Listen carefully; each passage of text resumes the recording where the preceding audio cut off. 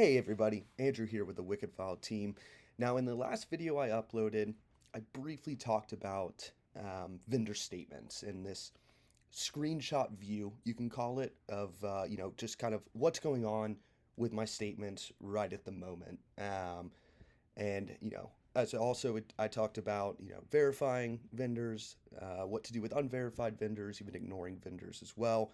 But today I wanted to dive a little bit deeper into statements. What's past just this screenshot here of, what statements have I uploaded, what statements have not been uploaded yet, and how much of the money is accounted for, how many of our line items are reconciled.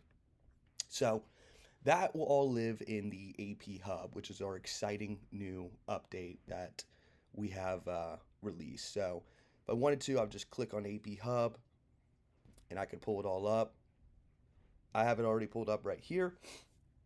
So this is our AP Hub. This is our workflow view of WickedFile. And you get kind of these dedicated views of just, what's going on with all my invoices currently, what's going on with all my transactions, even document issues. But for the purpose of this video, we're going to be living in statements here. So this is our statement focused view. As always, and kind of like the last kind of vendor focused view I showed, I could see here's all my statement vendors for a specific shop location, and I could even exclude certain vendors if I only want to focus on one. As always, you can choose shop locations just by clicking here, and then that custom date range that you want to look at, you could click here and pull that up. And then if you scroll down a little bit, you're gonna kind of get this screenshot of what's going on. So if we're marking statements as, hey, the statement's under review, it looks like we're missing a credit or an invoice wasn't uploaded, you can certainly mark that. I can see all my reviewed statements, even statements we've marked as okay to pay, or again, if we're even waiting for a credit, you have that option as well to mark those statements, so you can stay as organized as possible and stay on top of your statements. Now right now they're all still unreviewed.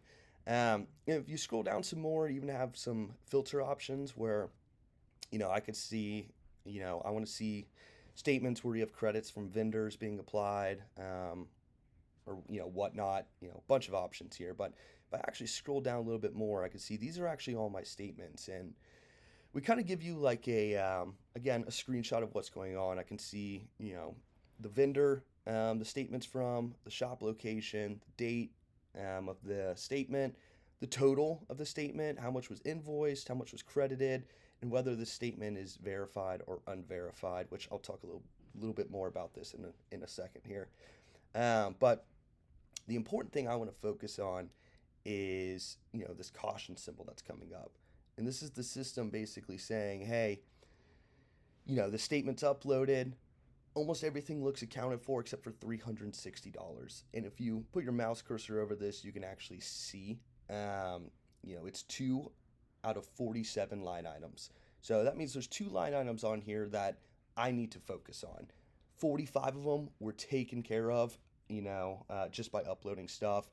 And this is all really, again, designed around just saving time, because that's the most important thing for you. So if I click on this statement, we're actually going to populate the statement right here on the left side, and then we're actually recreating the data here on the right side for you as well.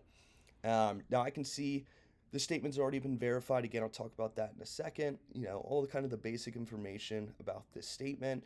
But again, remember, it said there was 2 line items on here that I need to focus on. It looks like we didn't upload the invoice or credits for those 2 line items. Now scrolling down, I can see here's our line items being recreated, and I can actually click on the invoice if I wanted to, related to that specific line item, and pull up that invoice in a matter of a second or two. And I can even see, hey, this green check mark meaning, this has been sold to the customer, or here's a credit, this has been credited by the vendor. But I want to filter and I want to see those 2 issues. So I click here and I can see here's the exact 2 line items I need to focus on. One's for $8.25 and the other one's for $352.13. Here's the invoice numbers right here as well.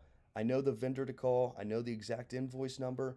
I just need to call them up, and I just need my invoices sent to me so I can upload those into the system or look around the shop if we forgot to upload them. Scan them in. These will reconcile, and the statement will be good to go. And if I wanted to, after that's done, I can actually hit this workflow status, and I can mark this as, you know, reviewed if I wanted to, or even okay to pay if I wanted to as well, meaning we know the statement's good to go.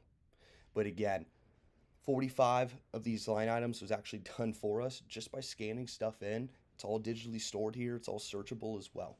Again, all revolved around saving you time. Now, if I go back, one thing I talked about a little bit was verified versus unverified. Now, when you first upload a statement, WickedFile is just going to want to make sure, you know, we have the information that's correct on here. So there's an unverified statement.